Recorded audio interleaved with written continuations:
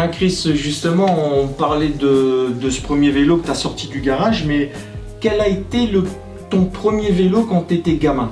Alors c'était pas quelque chose d'exceptionnel, c'était un truc de supermarché je pense, hein, mais bon, enfin, c'est un vélo que j'avais reçu à ma communion, ma première communion. Je me souviens pas vraiment, enfin il n'y avait pas vraiment de marque, c'était un marchand de vélo qui avait remis ses stickers dessus, mais c'était style un peu mieux qu'un Atala quoi, je vais dire. Donc voilà. J'ai commencé mes compétitions avec. Ouais. Bon, j'avais l'air ridicule, hein, c'est clair, mais.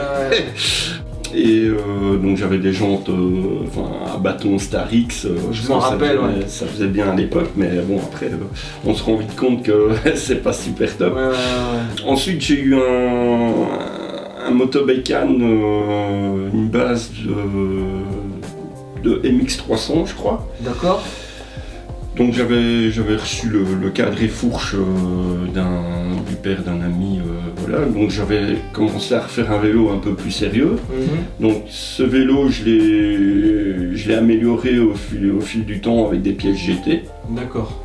Voilà. Tu te dirigeais tout doucement vers le GT. Et alors évidemment le Graal quand j'ai pu avec mes petites économies m'acheter le cadre et fourche GT, là j'étais...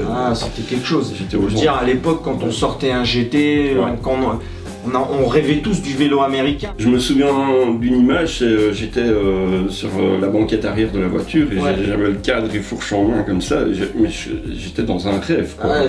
C'est clair. C'était vraiment le rêve pour les jeunes de l'époque. On avait tous cette envie d'avoir un vélo américain. Quoi. Ouais.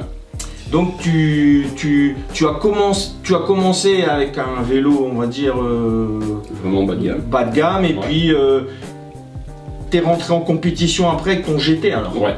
D'accord. Alors ce vélo en fait. C'était quel modèle C'était un Pro de 85. Pro 85. Ouais. Et en gros j'ai toujours gardé ce vélo et j'ai roulé 4 ans après avec. Bon, chaque année je changeais les autocollants pour dire d'avoir le nouveau modèle.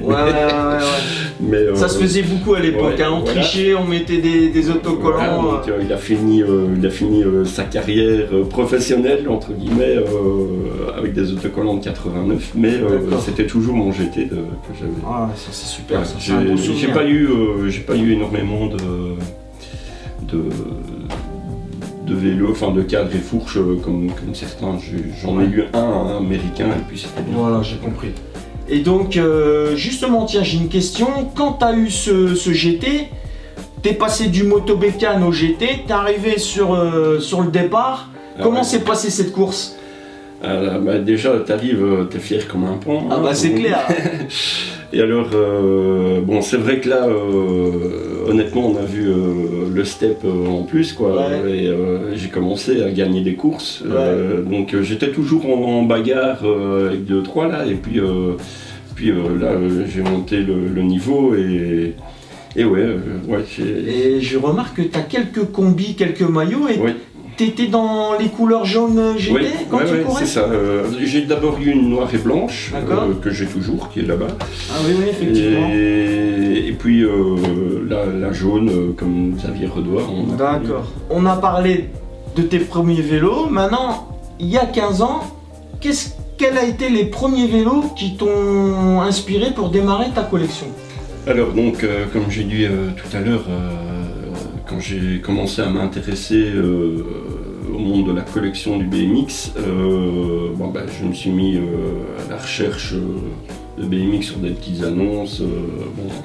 Et je suis tombé, le premier vélo que j'ai acheté pour ma collection, donc c'était un Skyway Street Beat. Ah ouais, d'accord. Voilà, donc même pas un vélo de race. Pourquoi? Parce que j'avais justement un ami qui en avait possédé un. Et voilà, je voulais retrouver vraiment le vélo identique. Et je l'ai acheté, je me souviens, je l'ai acheté 100 €. Complet. C'était l'époque, on va dire, l'époque d'or de la collection, je vais dire, parce qu'aujourd'hui, c'est vrai que c'est plus les mêmes prix. C'est assez galère. C'est vrai que je vais parler de ça aussi, tiens. C'est vrai qu'à l'époque, on avait la chance de trouver des vélos complets, bien équipés, pour vraiment des sommes très sympas. Bon, j'ai trouvé des vélos super équipés à 35-50 €. Ouais, c'est dû peut-être, t'es tombé dans des années qui étaient un peu les années noires du BMX, un peu... Non, pas spécialement, mais je veux dire, il n'y avait pas tant de personnes qui s'intéressaient à la collection, donc ça laissait de la place évidemment. J'ai été le premier francophone, donc wallon, je vais dire, à tourner dans tous les anciens magasins qui avaient encore du vieux stock. Donc j'ai racheté aussi énormément de pièces neuves, donc des pièces neuves qui traînaient dans les greniers et les caves. T'es un chancard. Ouais, enfin bon, je l'ai fait aussi. Hein, tu l'as fait. Donc voilà, après en Flandre, il y avait un autre bon collectionneur qui s'appelle Johan, qui avait déjà fait une grosse partie du taf donc en Flandre. Et moi je me suis dit je vais le faire en Wallonie, je vais tourner un peu en Wallonie. Et c'est vrai que j'ai ratissé vraiment pas mal de pièces pour le début de ma collection. Donc les 8-10 premiers vélos, après je les ai construits un peu facilement. Ouais. Et après, tu as senti cet engouement qui montait Oui, mais jusqu'à... Enfin, je veux dire, c'est à cause de l'avenue de l'arrivée de Facebook, en fait. Là, ça a foutu un coup... Il y a des groupes qui se sont formés. Ouais, voilà. En fait, il y a des... les gens ont eu, je sais pas, peut-être plus facile à découvrir le BMX, le BMX old school de cette manière-là. Et évidemment, la communauté a grossi. C'est agrandi. Et comme il y a plus de demandes que d'offres, les prix malheureusement explosé. Malheureusement. Et moi qui suis tout jeune collectionneur, c'est pas facile. C'est pas facile. Ouais, c'est pas facile. C'est pas facile. Voilà. Tiens Chris, si je te dis Bercy. Ouais, Bercy, c'était pour beaucoup d'entre nous, c'était quelque chose, un gros rêve aussi. Hein. Moi, j'ai failli participer à Bercy. Malheureusement, j'ai fait une grosse chute quelques temps avant, donc j'ai pas pu y participer. Pourtant, j'étais en voie d'être sélectionné pour y rouler.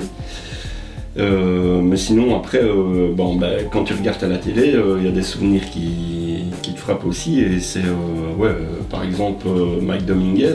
Mike Dominguez. Avec son Diamondback. C'est ça. Voilà, donc ça, c'est un des vélos que j'ai voulu avoir dans ma collection. Il y a des vélos mythiques comme ça. Ouais. Il y a des vélos qui ont vraiment marqué. Comme le Hutch Rose de Mike Miranda, les GT Pro Performer et World Tour et tout ça de Fiola, mais aussi de Martin Aparicio. C'est ceux-là que je préférais parce qu'ils avaient un petit côté un peu fun, un peu désordre. D'ailleurs, mon GT, c'est aussi mon Pro Performer, c'est aussi un peu dans l'esprit d'Aparicio que j'ai voulu le monter. C'est pas une réplique, hein, mais c'est dans cet esprit-là. Là, justement, dans ce côté réplique, on a des vélos qui sont, on va dire, où il y a toujours une petite touche personnelle, et puis t'as des gens qui aiment bien avoir le vélo catalogue. Et t'es plutôt dans quel... J'aime bien les trucs cohérents, donc c'est-à-dire je vais pas spécialement faire un vélo 100% catalogue. J'ai compris. Mais voilà, je veux être cohérent dans les marques, dans les époques. Je veux dire, après, c'est pas grave de mettre un frein de 83 sur un vélo de 84, ou une gaine de frein de la même année. Ça, je suis pas à ce détail-là près. Il y en a qui le font, mais je trouve pas ça spécialement nécessaire. Par exemple, tu vas pas mettre un pédalier... Voilà, je vais pas mettre un pédalier des années 90 sur un vélo du début des années 80. Ça, voilà. Donc, mais voilà, il n'y a pas vraiment de règles. Et t'aimes bien mettre ta petite touche même, comme à l'époque. On aimait tous savoir, on avait tous le vélo dont on rêvait, mais on mettait cette petite pièce qui nous différenciait, le sticker, le truc qui faisait que... parfois on échangeait des pièces aussi. Donc c'est l'esprit rail. on se montait des vélos sympas, parfois suite à des échanges ou quoi de pièces. Tiens, justement, une potence GT maillée sur un Roadmaster par exemple. Eh ben moi je vais te dire que quelque part je trouve ça cool. Parce que j'en ai connu plusieurs à l'époque. D'ailleurs ici je viens de récupérer justement un Arrow Sport de 85 avec une GT mallette. D'accord. Et j'ai promis à son ancien propriétaire d'en fait de le restaurer mais avec toutes les pièces d'époque. Et il est fort représentatif justement de ce qu'on faisait à l'époque. C'est-à-dire le mariage des marques sur le vélo. Et donc cet Arrow en fait il avait plein de pièces GT dessus. Donc je vais vraiment le garder tel qu'il était et je vais le restaurer mais refaire le montage de l'époque. Et voilà, je vais pas le faire, je fais pas ça comme ça sur tous les vélos que j'ai. Comme j'ai dit tantôt, j'aime bien des trucs un peu cohérents. Mais là le vélo a une histoire, elle est comme ça. Tu as gardé l'esprit du vélo. Il faut garder l'esprit, ce qui s'est passé à l'époque avec ce vélo là. Chris, vraiment ce bike qui t'a fait rêver à l'époque? Non, pas vraiment de vélo, mais par contre, il y avait une pièce que je voulais encore monter sur mon GT que j'ai jamais eu à l'époque. C'était un pédalier 3 pièces, donc un pédalier Redline, le 401, que tout le monde voulait aussi. Et cette pièce-là, je l'ai jamais eu. C'est vrai qu'à l'époque, ça coûtait 12 000 francs belges. Ouais, c'est vrai. Christophe, ça faisait un petit moment qu'on organisait cette réunion. Je te remercie vraiment de nous avoir reçus, d'avoir fait transmettre un peu ta passion, nous présenter ta magnifique collection. La Team Bandit te remercie pour cette deuxième vidéo. C'était vraiment un plaisir. On a quand même notre caméraman et le membre de la Team Bandit, Johan. Ouais, c'était cool, sympa. Merci. Ciao. Salut.